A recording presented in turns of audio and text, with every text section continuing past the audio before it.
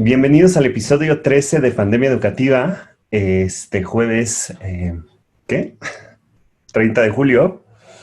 Ya son 13 episodios, estamos un poquito felices porque el 13 es un buen número. Aunque todo el mundo diga que es de la mala suerte, es un buen número. Adriana, mi asistente, que también está aquí, ella nació en 13.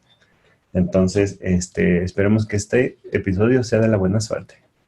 Y bienvenidos a todos los que nos acompañan en vivo y los que nos acompañan también en redes sociales. Este es un episodio muy interesante porque hicimos una pequeña investigación para poner algunos principios que se tienen que integrar para el diseño de experiencias de aprendizaje híbrido y promover un poco la ubicuidad, porque son dos cosas, estas dos palabras de híbrido y ubicuidad, son dos cosas interesantes que tendríamos que empezar a mover para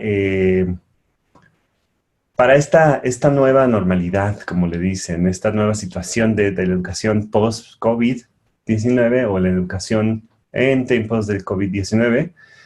Y indistintamente de lo que vayan a anunciar las autoridades educativas, en el caso de México, por ejemplo, ya Esteban Moctezuma, nuestro secretario de Educación, él anunció que el 3 de agosto anunciarán algunas de las digamos, decisiones que se han tomado para el regreso a clases en todo el país.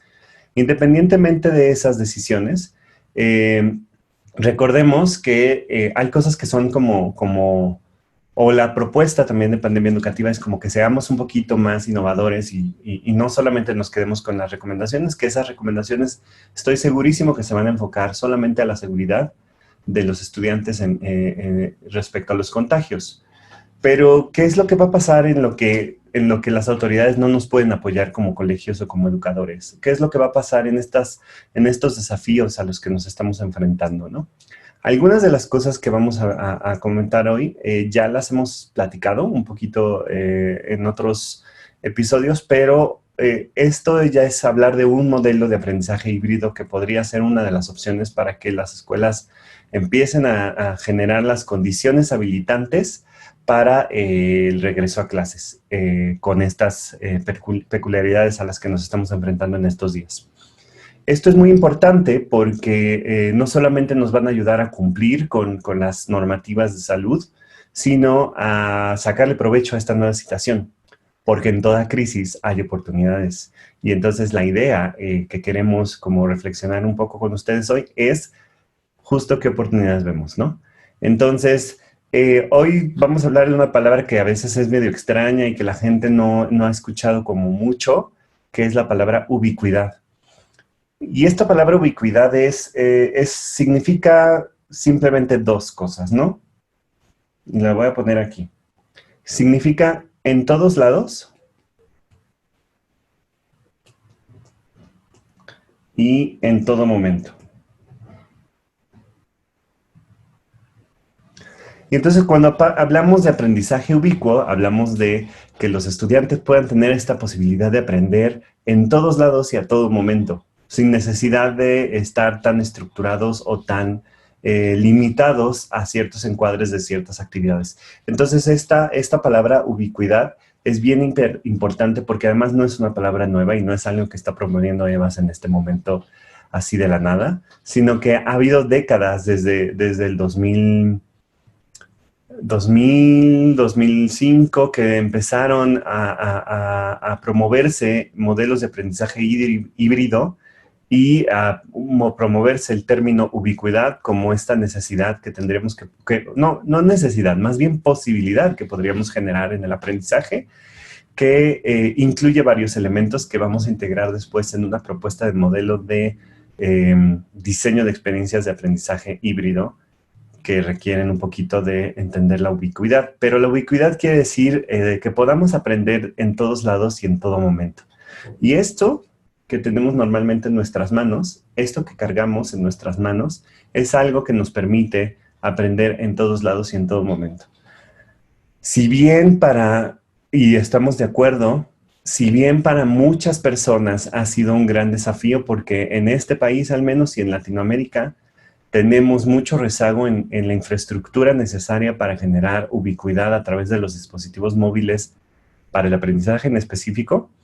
Creemos que es una buena oportunidad de hacerlo. Y de hecho, la mayoría de las personas que han tenido que apoyar a sus hijos para terminar el ciclo escolar anterior, lo hicieron a través de celulares. Lo hicieron a través de las conexiones públicas de Internet.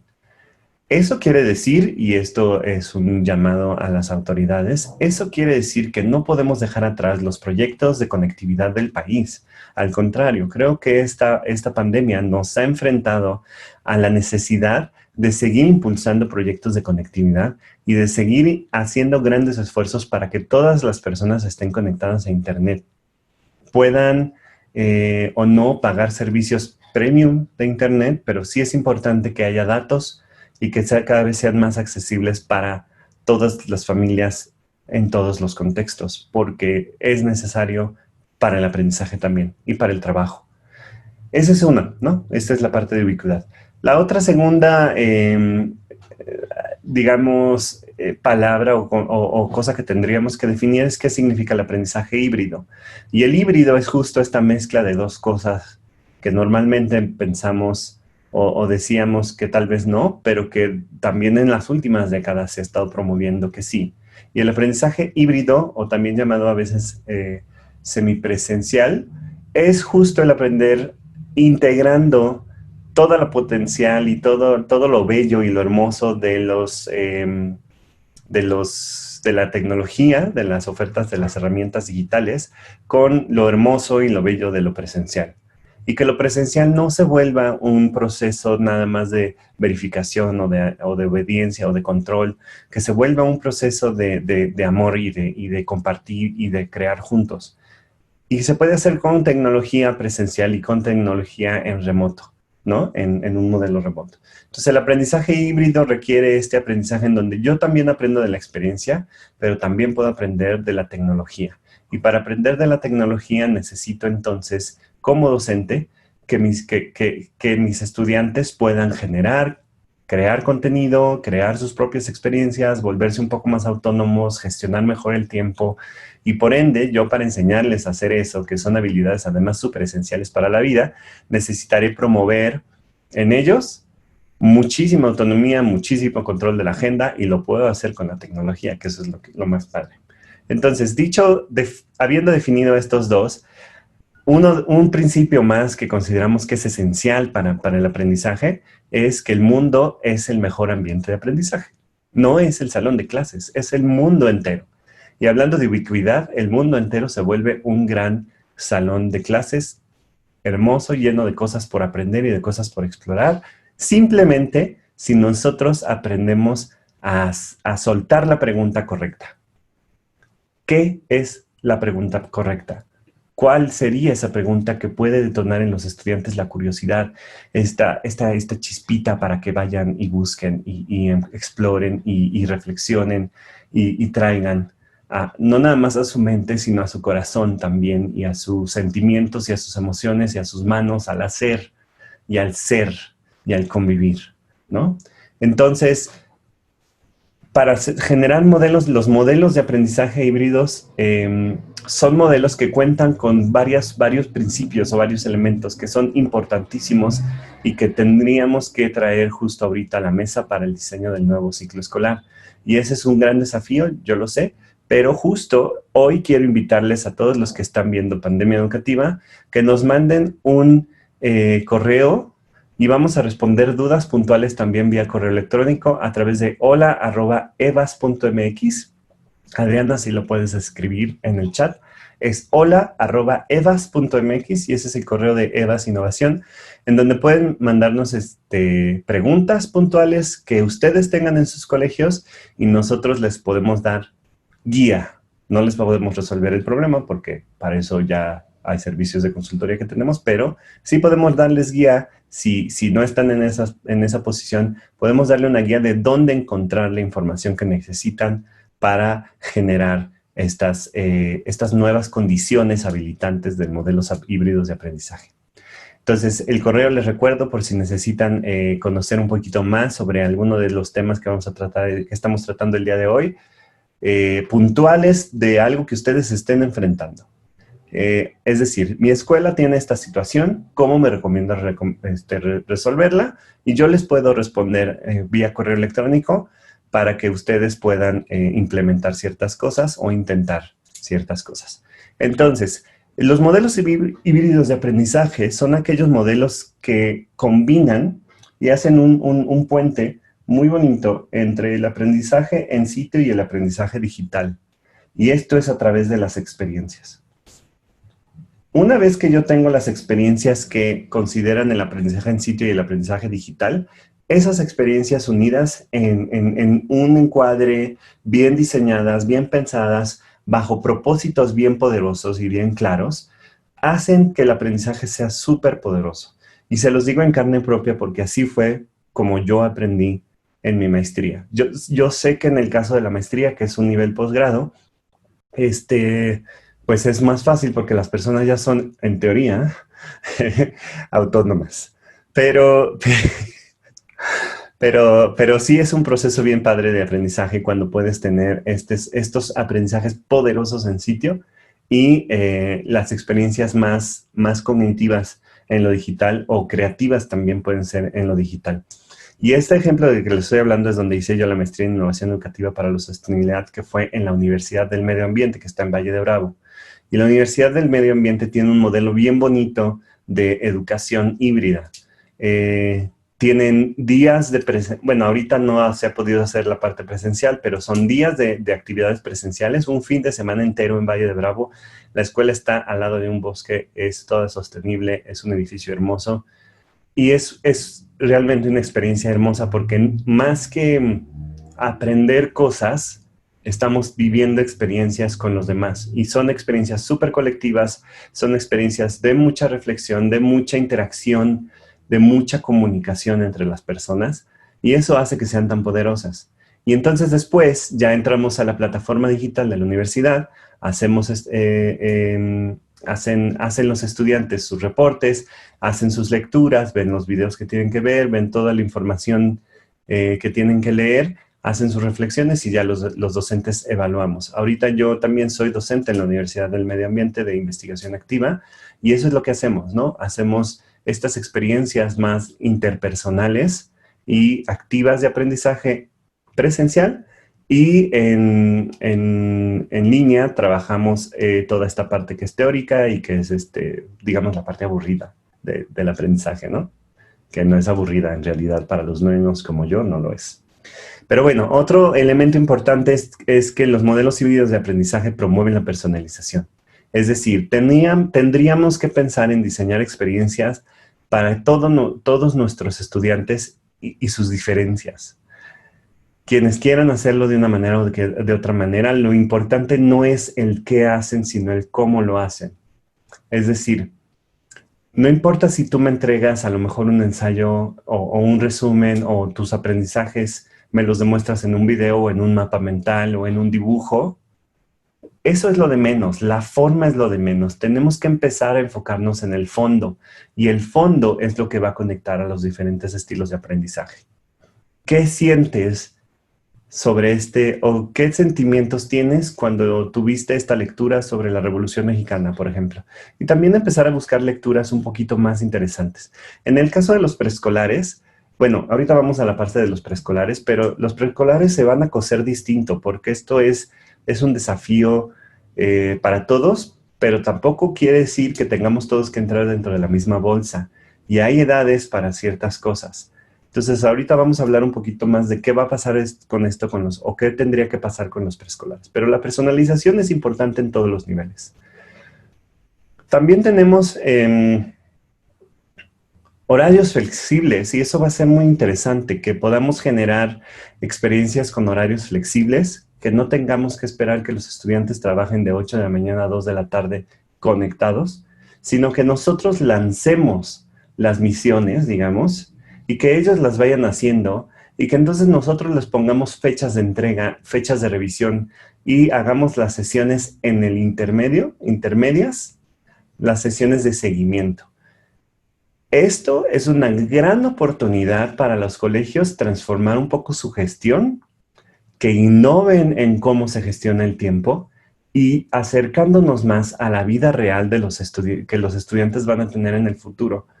Casi todos los estudiantes, las personas ahorita, perdón, los adultos, tienen que ser excelentes gestores de tiempo. Y afortunadamente, el hecho de que no lo sean, a mí me da chamba, porque yo puedo darles un taller de organización del tiempo. Pero esto puede ser ahorita integrado desde la educación para que cuando los estudiantes salgan ya sepan gestionar su agenda, ya sepan organizar sus tiempos. Y lo hemos intentado con las agendas escolares, pero el problema de las agendas escolares es que no están enfocadas en la organización del tiempo como seres humanos, están solamente enfocadas en la entrega de tareas. Y eso es enfocarse en la cosa y no en desarrollar una habilidad de organización del tiempo o una habilidad de gestión del tiempo desde lo que es esencial para las personas. Entonces es muy importante que consideremos cierta flexibilidad y de hecho voy a compartir una infografía sobre la gestión del tiempo que puede servirles de guía en el grupo de Facebook para que ustedes lo vean y en las redes sociales que tenemos.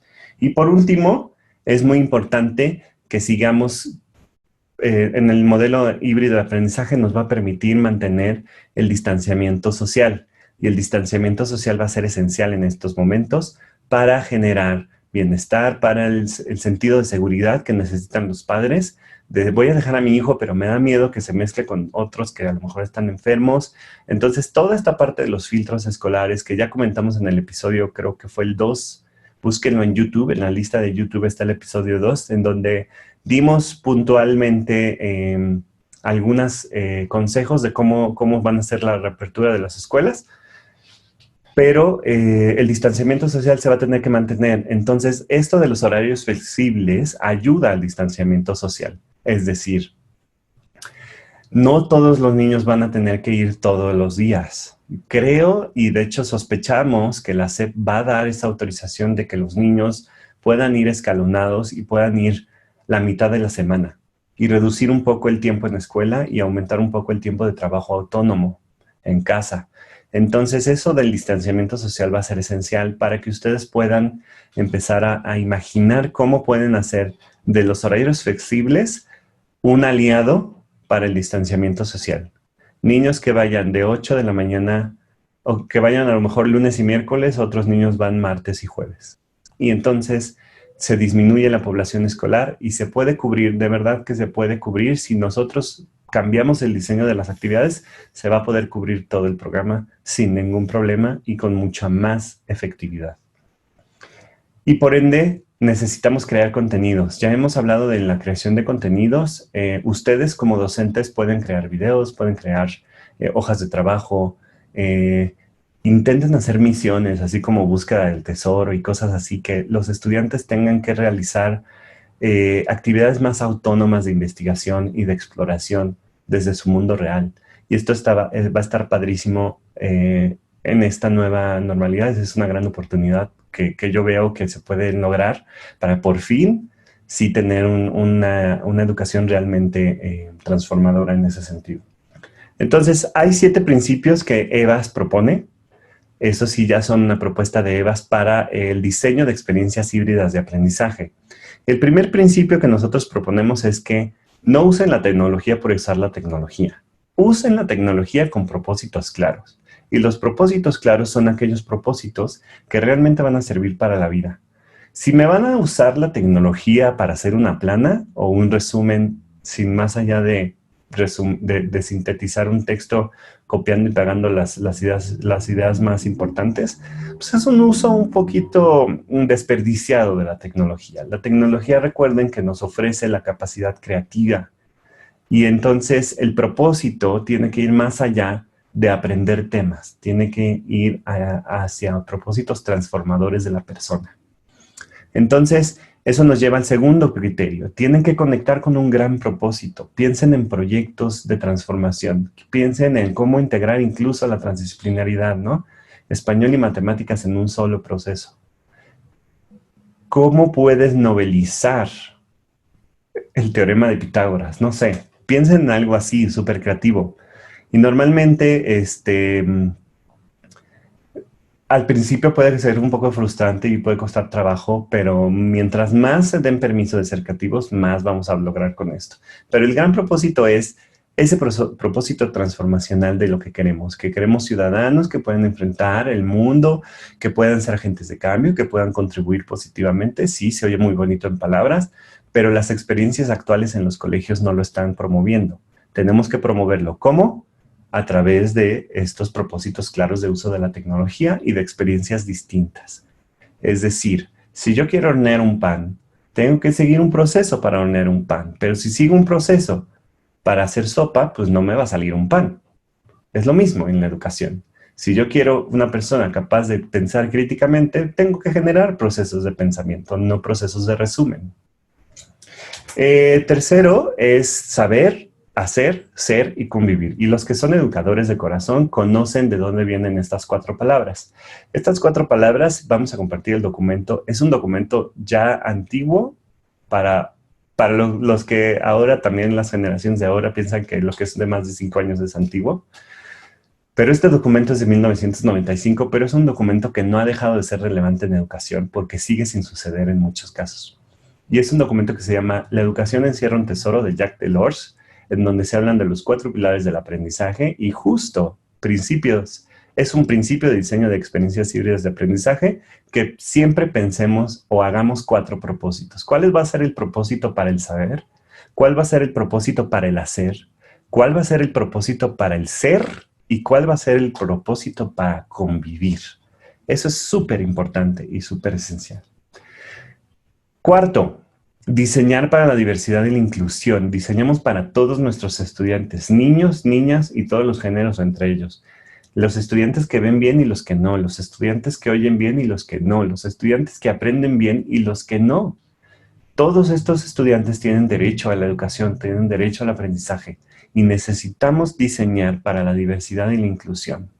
La tecnología tiene un gran poder de inclusión, especialmente, y eso es una opinión personal, especialmente la tecnología de Apple. Si en algunos de sus colegios tienen iPads, esa es una gran herramienta para la inclusión, porque tiene herramientas de accesibilidad súper poderosas. Pero no, si no es esa, también los celulares lo tienen. Todos los celulares tienen accesibilidad. Cambiar los colores de la pantalla para los niños que pueden ser daltónicos. Hacer la lectura del texto que estás leyendo para los niños que son débiles visuales. Que pueda transformar. Los celulares, hay aplicaciones que transforman el texto a audio y que pueden hacer este tipo de ayuda para débiles visuales y para débiles auditivos. También hay posibilidades. Entonces, chequen esto, ¿no? Chequen estos principios de diversidad e inclusión cuando hagan el diseño de experiencias híbridas de aprendizaje que van a ser requeridas este nuevo año. Y por supuesto, regresando un poquito a lo de los horarios flexibles, promuevan la autonomía del estudiante. Desde el diseño de la experiencia, ustedes pueden hacer que el estudiante sepa qué hacer y lo haga él mismo y sienta las ganas de hacerlo. Entonces, ustedes deben volverse personas que pueden aprender con ellos, que pueden inspirar al aprendizaje junto con ellos, ¿no? Que nos lleva un poco a los principios, al siguiente principio, al sexto principio, que es transformarnos en coaprendices. Piensen ustedes, ¿cómo les gustaría aprender algo? Y diseñen en base a eso, con base en eso. Y con base en lo que ustedes desearían aprender y cómo lo desearían aprender, adecúenlo a los tiempos de los estudiantes. Normalmente los estudiantes, mientras más pequeños, más tiempo les toma, pero si a ti te toma 15 minutos, al estudiante le va a tomar 1 hora entera hacer algo. Entonces, piensen en lo que tú puedes hacer en 5 minutos para que el estudiante lo pueda hacer en 20 minutos. Y piensen en cómo puedes hacer tú algo que vaya construyendo hacia el propósito más grande. Es decir, no se trata de aprender el teorema de Pitágoras por aprender el teorema de Pitágoras. No se trata de aprender a mecanizar nada más. Se trata de aprender a entender el concepto de sumar, por ejemplo, ¿no? O entender el concepto de revolución. Independientemente de si Pancho Villa o Emiliano Zapata, lo más importante es entender qué significa una revolución para un país, por ejemplo. Entonces, vayan a los propósitos más allá de los objetivos. Y por último, aprovechen el mundo real. Eso es súper importante para la ubicuidad y para el aprendizaje híbrido, es aprovechar el mundo real, porque es el lugar lleno de estímulos y de posibilidades que nos permiten darnos cuenta de las cosas, entender cómo funciona el mundo, qué dinámicas existen. Y para profundizar un poco de cómo entender eso, vayan al episodio 11 de Pandemia Educativa, que hablamos un poco de pensamiento sistémico. Ahí es donde hablamos un poquito de eso. Pero aprovechen el mundo real, porque realmente el mundo real es la mejor maestra y el mejor maestro. Y el mundo real nos ha enseñado a vivir. Lamentablemente, y yo lo digo así, a mí me encanta la educación, como ustedes se han dado cuenta, soy intenso en educación y luego intenso un poquito con lo que digo, porque soy muy apasionado de la educación, del aprendizaje, de cómo aprenden las personas, de cómo nos desarrollamos como seres humanos y que estamos siempre en trabajo y nunca vamos a ser perfectos ni vamos a hacer un producto terminado. Pero sí estoy consciente de que yo he aprendido más en el mundo real que lo que aprendí en el salón de clases.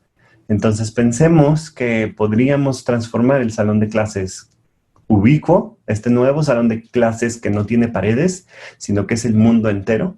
Podemos aprovecharlo para que las personas que están a nuestro cargo puedan ser mejores personas siempre y puedan contribuir mejor a la sociedad. Entonces, dicho esto, pues estos son los principios, los vamos a compartir en las redes sociales y los vamos en nuestro grupo de Facebook y en las redes sociales, pero estos principios de aprendizaje son muy importantes para el diseño de experiencias que podrían ser necesario identificar para este nuevo ciclo escolar que se viene. Entonces, con base en estos principios me gustaría pasar, porque especialmente este tema lo estamos tratando ahorita un poquito de nuevo, pero con más, intentando responder algunas de las preguntas que nos han llegado en redes sociales y que han sido muy interesantes. Tenemos muchas preguntas por responder aún, pero estas preguntas que tenemos las agrupamos justo en este tema, ¿no? Y estamos agrupando preguntas para poderlas resolver en distintos episodios de Pandemia Educativa, pero enfocadas en categorías distintas. Y en este caso, pues estamos hablando de la categoría de aprendizaje híbrido y ubicuidad, que son, así como lo dijeron, así lo preguntaron, cómo lo vamos a alcanzar, ¿no? En distintos contextos. Entonces, me gustaría abrir micrófono si alguien de aquí tiene una pregunta, puede levantar la mano o puede abrir su micrófono y preguntar. Pero mientras ustedes deciden si participan, porque me encantaría escucharlos a ustedes que están aquí presentes. También, Adriana, tienes las preguntas que nos han llegado en redes sociales. No sé si quieras hacerme una de esas preguntas, por favor. Sí, alguna de las preguntas que nos han llegado a través de las redes sociales sobre este tema es ¿qué programas de apoyo se pueden utilizar para las clases de educación híbrida a nivel preescolar? A nivel preescolar, está bien interesante. Como comentaba, en nivel preescolar es una situación distinta porque científicamente no está recomendado que los estudiantes pasen mucho tiempo con la tecnología cuando son menores de 6 años. Y de hecho va un poco a la edad, ¿no? El máximo que de tiempo recomendado frente a una pantalla para una persona adulta es de 7 horas al día. Más de 7 horas puede ser demasiado cansado y demasiado difícil. Y además sí lastima la vista, sí lastima un poco cómo vemos el mundo. ¿Qué pasa ahora que hemos estado todos en mundo virtual y en llamadas y en todo esto? Pues de repente ya terminamos así en el maratón de Zoom y es como... Entonces, con los pequeñitos es muy importante buscar actividades distintas. Existen sitios que son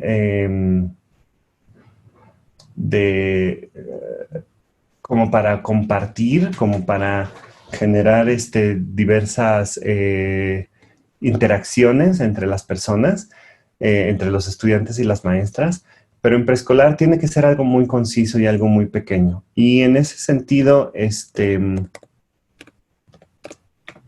hay aplicaciones, no la tengo ahorita en la cabeza, pero hay aplicaciones que son para pequeños, que se me olvidó esta, ¿cómo se llama? Que es un muro, es como un muro en donde uno puede subir fotos y puede compartir pequeños comentarios como si fuera una red social, pero es cerrada por clase. Y para los pequeños está bien porque sirve solamente para soltar como el impulso inicial para la sesión y que los estudiantes, los pequeñitos, hagan lo que tienen que hacer en sus casas. Es muy importante considerar eso, que los estudiantes tengan las posibilidades de hacer las cosas que se les piden en casa. Pero lo mejor es simplemente mandar pequeños impulsos, y ahí es cuando más se hace importante el diseño de la experiencia, que sea una experiencia tipo búsqueda del tesoro, sería padrísimo para los pequeños, o cosas creativas que puedan hacer con materiales concretos. Para los pequeños sí es esencial que hagan cosas concretas, salvo que tengan herramientas digitales ya más avanzadas, pero que también no están al alcance de todo el mundo. Ejemplo, robots para pequeñitos, ¿no? De hecho, aquí había puesto esta foto al inicio. Este niño que está en esta foto está trabajando con un robot que se llama Dash. Y viene en un paquete que se llama Dash and Dot. Y eso es para aprender a programar. Y el niño aprende a programar y entonces puede aprender dirección, derecho, izquierda, derecha, hacia atrás, cómo dar círculos. Como aprender a programar ayuda mucho a estructurar el pensamiento y a estructurar ideas en secuencia. Y es posible trabajarlo con pequeñitos. Yo lo he trabajado con preescolares, el Dash and Dot, y he programado cosas sencillas como para que puedan contar pasos o ir para allá, ¿no? Hay una abejita que es como más rústica, que no me acuerdo el nombre de la abejita, pero esa nada más es programar en direcciones, adelante, atrás, a un lado o al otro, y uno dice cuántas veces y la abejita puede ir recorriendo el camino como cuadrito por cuadrito. Es como más o menos un programa que se llamaba Logo, que era hace mucho tiempo, que era una tortuguita que uno la programaba y hacía diseños, ¿no? Y iba construyendo una línea. Pero esta imagen nos muestra a Dash, el robotito este azul que está ahí, y es un robot que ayuda. Está bien si pueden tener acceso a estas cosas, está bien integrarlos, y si están en una escuela que tiene este contexto también. Pero sabemos que esto no está al alcance de todos, y en este sentido, el aprendizaje híbrido, si tú eres una maestra o un maestro que no tiene acceso a todas estas herramientas de tecnología, limiten el aprendizaje híbrido a diseñar entonces experiencias que sean muy padres y muy de explorar y muy de crear en casa con lo que ya tienen los chicos. Plastilinas, cartones, algo. Pero algo que tenga propósito. Recuerden que es muy importante que tenga propósito. Y traten de limitar mucho el tiempo de pantalla. Los pequeños además no aguantan. Ustedes, si son docentes de preescolar, seguramente están sufriendo o han sufrido de que los ponen a los chiquitos en Zoom, y es de verdad, los maestros que han querido dar sus clases vía Zoom como si fuera una clase normal, la están sufriendo muy cañón. Pueden contar historias, pueden hacer música con los estudiantes, pueden poner cosas así, pero si los estudiantes no tienen las herramientas en casa, y generalmente los pequeños de la mayoría de los contextos en México y Latinoamérica al menos, estamos hablando de un 70% de los estudiantes, tal vez no tengan tantas herramientas en casa. Entonces, limitemos un poquito el uso de tecnología a los menores de 6 años. Y a los y a los mayores de 6 años, vayamos gradualmente aumentando. Las 7 horas son recomendables para chavos de preparatoria, por ejemplo. Pero no, tal vez secundaria unas 5 horas. Más de 5 horas en pantallas trabajando es demasiado cansado, incluso para un adulto. Entonces yo me inclinaría más a hacer como este tipo de sesiones cortas, en donde solamente aclaro dudas, doy instrucciones, inspiro, y lo demás es vean videos, vean cosas en internet, hagan actividades en internet de ciertas cosas, pero nada más. Resolví la pregunta. Hola Marisela, nos saludas en el chat. También Sandy nos dice en el chat que las herramientas las debemos tener tanto los maestros como los estudiantes para que realmente funcione. Podemos decir que esto puede aplicar en escuelas privadas, pero en las públicas no es tan fácil. Exacto, es lo que comento, que en el caso de las herramientas digitales, de las escuelas públicas, perdón, no tienen acceso a tantas herramientas digitales. Entonces es muy difícil hacer esto. Y hemos visto casos de mamás que han sido una suerte de maestras en casa a través de lo que las maestras les mandan en WhatsApp, porque los pequeñitos tampoco tienen WhatsApp. Entonces, y además, pues tienen que gestionarlo con los papás, porque lamentablemente, pues es un poquito difícil. Entonces, en ese sentido, tenemos que ser muy creativos en cómo podemos diseñar las instrucciones y mandárselas a quien vaya a poder estar con el estudiante. En los casos en donde los estudiantes no vayan a poder regresar al espacio físico. En preescolar yo no lo recomiendo. Pero Marisela nos está contando que en su colegio exigen dar clases así. Es muy complicado y difícil tener su total atención. Exacto, es que es muy difícil para nosotros adultos. Por eso es que dudábamos un poco de si hacer pandemia educativa. Desde el principio dudábamos un poco si hacer pandemia educativa de 1 hora o de menos.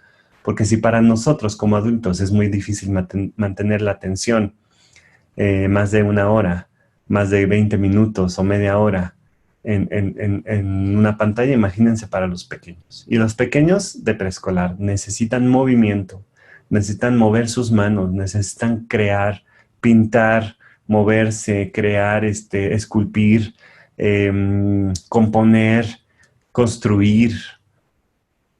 Es una gran falta de empatía que los maestros de preescolares pretendan que los estudiantes estén sentados tanto tiempo frente a una pantalla. Y sé que muchas veces no es culpa de los docentes, sino de los líderes educativos o sus directivos. Entonces, pues compártanles ahora sí que, Marisela, pues yo te digo, compárteles esto y si nos sigues en Facebook verás que vamos a compartir algunas infografías justo sobre esto. Y creo que esta es una anotación que vamos a tener que hacer, Adriana. Preescolar, nos ha llegado mucho esa pregunta de preescolar. ¿Qué necesita el estudiante preescolar? Cuestionémonos eso. ¿Qué necesita el estudiante preescolar? Y diseñemos con base en esto. ¿Ok? Sandy nos comenta, justo, en preescolar es complicado ya que dependen de un adulto. Los niños aún no son autodidactas. Exacto. Podemos pedir cierta autonomía en primaria, pero en preescolar es muy difícil. Se puede generar autonomía, pero bajo supervisión. Y se puede generar autonomía si está bien diseñada la clase y si la clase requiere que el estudiante ponga atención o se concentre en crear algo que le gusta. Porque los niños, cuando les gusta algo, pueden estar horas haciéndolo. Eso es lo que tenemos que encontrar. Reconectarnos con nuestros niñitos cuando nosotros éramos preescolares, que nos encantaba. Yo, por ejemplo, me la pasaba horas, todas las tardes. Si no era dibujando, era construyendo con cubos. Con unos cubos de madera que tenía, que me encantaban. Y luego con cajas de madera, cuando aprendí a usar el cúter, que mi papá me enseñó, bien arriesgado, me enseñó a usar el cúter desde pequeño. Cuando aprendí a usar el cúter, en vez de comprar, mi papá, en vez de comprar las casas de Playmobil, me decía, constrúyela. Supongo que para ahorrarse el dinero. Y yo construía las mansiones de mis Playmobil con las cajas. Entonces era bien interesante. Bien, no sé si hay alguna otra pregunta, Adriana, o si alguien de aquí del público quiera preguntar algo. Marisela, Patti, Sandy, el micrófono. Están completamente... Miguel, están invitadísimos. Sí, hay otra pregunta. Adelante, Adri. El público es, ¿cuáles son las condiciones para convertir un programa de presencial para operar bajo una modalidad híbrida? Ok, y creo que esa le respondimos justo con esto, ¿no? Las condiciones son que haya personalización, los principios, perdón. Uh-huh. Que haya personalización, que usemos la tecnología con propósitos claros, conectar con un gran propósito, saber qué hacer, saber hacer, ser y convivir, diseñar para la diversidad y la inclusión, promover la autonomía del aprendiz y transformarnos en coaprendices. Eso es lo que tenemos que hacer y aprovechar el mundo real. Las experiencias, por ejemplo, por eso les comentaba el caso de la Universidad del Medio Ambiente, que trabaja en modelo semipresencial muy, muy poderoso y muy, muy interesante, porque además logra aprendizajes bien profundos en los estudiantes, incluso maestría, y transformaciones más allá del saber, porque generan experiencias muy, muy poderosas y transformadoras cuando están en presencial. Y eso es lo que me gustaría ver también con los pequeños. Imagínense en primaria que pueden estar haciendo dinámicas colaborativas en vez de estar sentados escribiendo en un cuaderno. Eso es bien interesante y es bien poderoso, porque para escribir en su cuaderno lo pueden hacer en su momento de casa, que lo hagan cuando están trabajando solos en su tarea. Pero que el poco tiempo que vamos a tener, los que van a tener los colegios con sus estudiantes en presencial, porque distanciamiento social, aprovéchenlo para hacer dinámicas poderosas y dinámicas transformadoras, que los niños entiendan las cosas más allá de los contenidos, ¿no? Hagan obras de teatro con ellos, hagan cantos y juegos, hagan dinámicas, hagan dibujos grandes entre todos, murales, construyan cosas. Si tienen acceso a tecnología creativa, creen cosas con la tecnología, graben videos, música, programen robots, construyan máquinas. Hagan ese tipo de cosas que hacen que los estudiantes aprendan otras cosas que normalmente no vamos a aprender.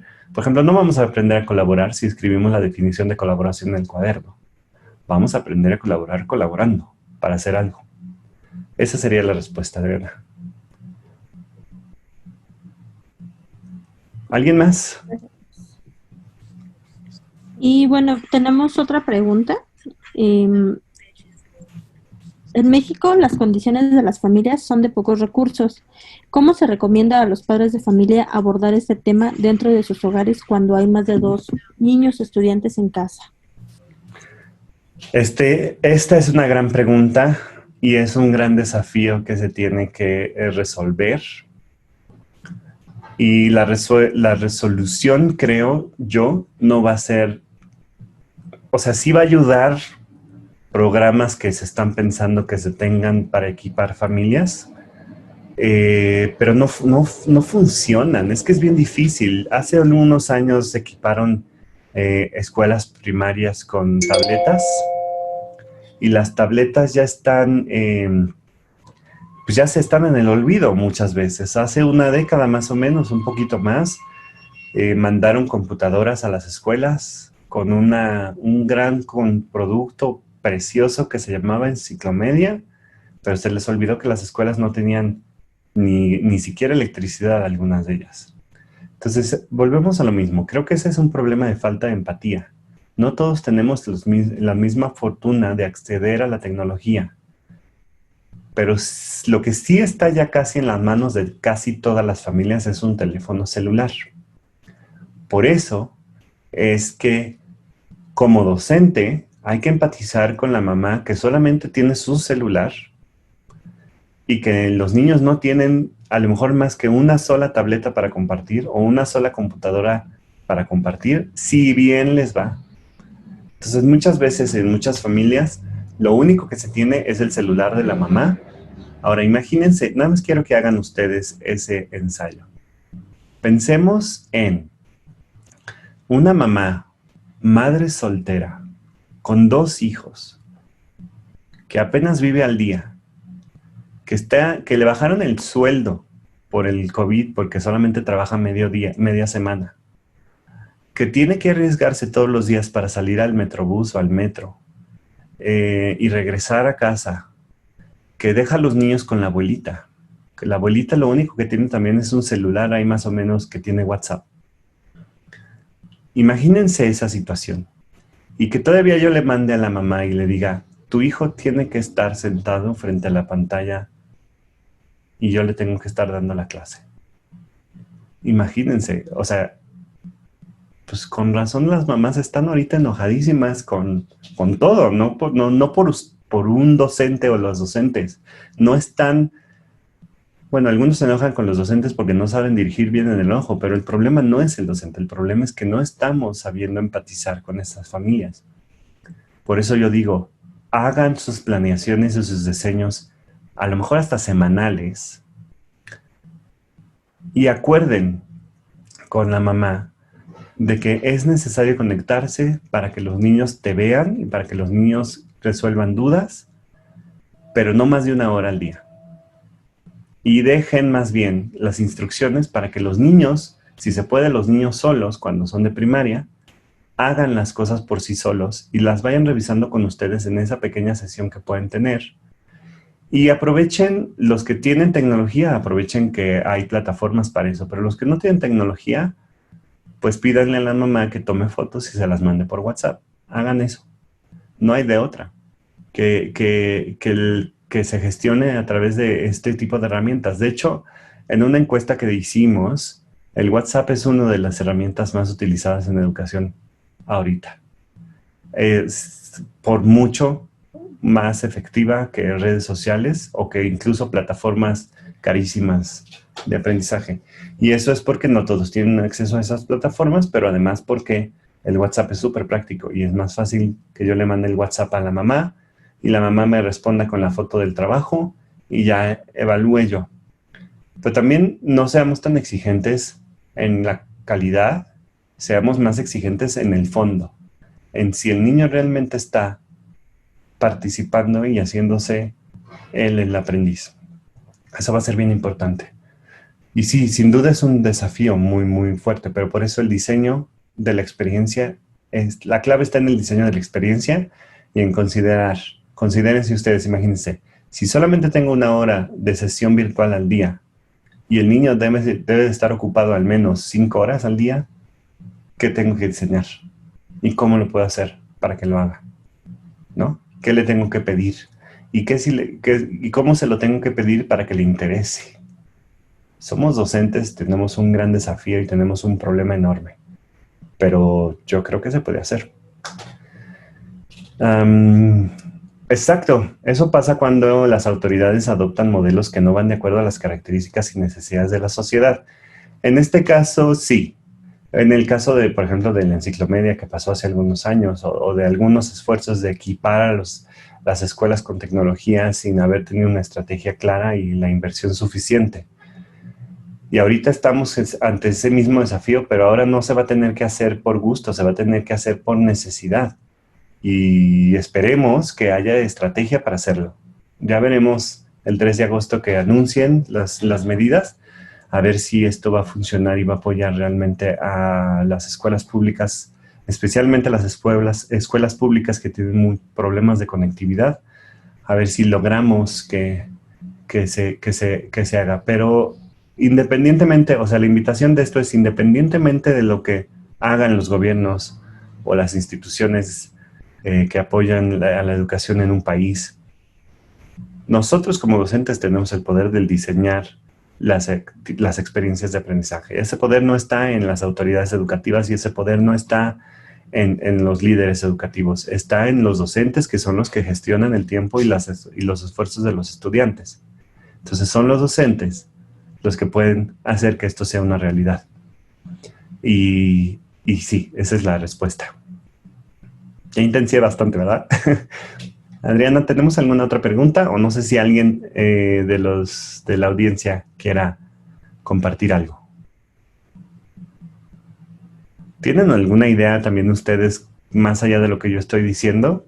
Porque tampoco soy dueño de la verdad, me gustaría saber sus opiniones, si quieren compartirlas. ¿Nadie? Bien. Ok. Adriana, ¿tenemos una pregunta más o ya son todas? No, ya son todas las preguntas. Ya están respondidas las preguntas que teníamos, ¿no? Sí. Bien, pues sí, entonces, bueno, este es como son los 7 principios de educación de diseño de experiencias híbridas de aprendizaje para ustedes y que vamos a compartir en las redes sociales. Y vuelvo a abrir la invitación. De hecho, les pediría también a ustedes, si ustedes entran a al canal de YouTube, van a ver los otros episodios anteriores de Pandemia Educativa.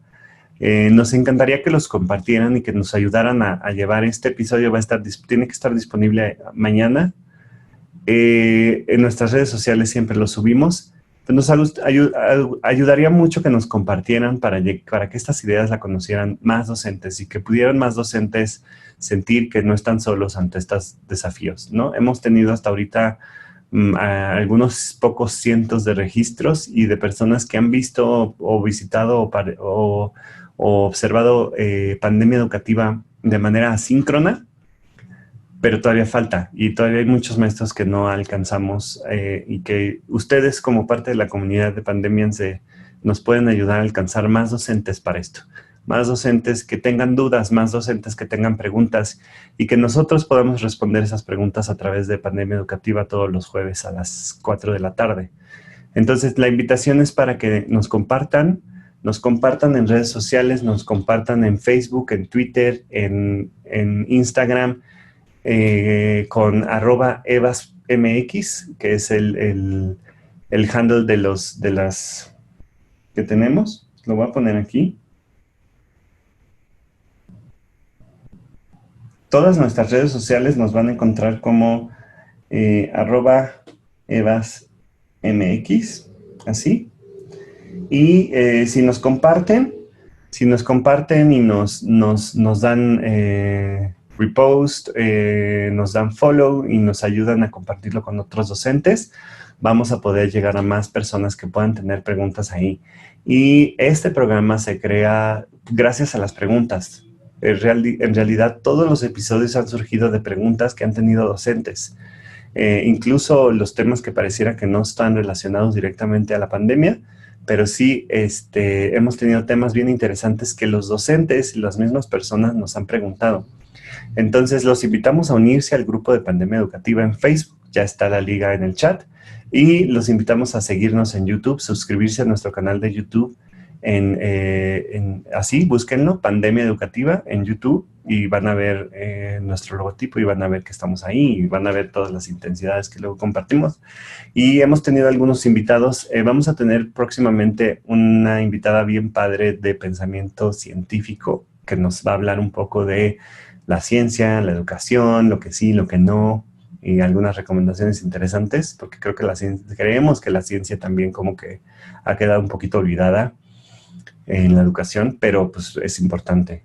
Y sobre todo ahorita que muchas personas no estamos entendiendo por qué esta pandemia está ligada a entender, o sea, el entendimiento de esta pandemia está ligada a un pensamiento científico. Entonces, vamos a compartir eso en su momento. Síganos, retuítenos, compártanos en Facebook, compártanos en todas sus redes sociales y con todas sus personas y con todos sus amigos también por sus grupos de WhatsApp, para que cada vez lleguemos a más docentes y cada vez más docentes encuentren un espacio en donde podemos resolver sus preguntas o al menos intentar conversarlas a ver si salen ideas, ¿vale? Entonces, que tengan muy buena tarde y gracias por estar en un episodio más de Pandemia Educativa. Nos vemos el próximo jueves a las 4 de la tarde México, 5 de la tarde Santiago. Hasta luego.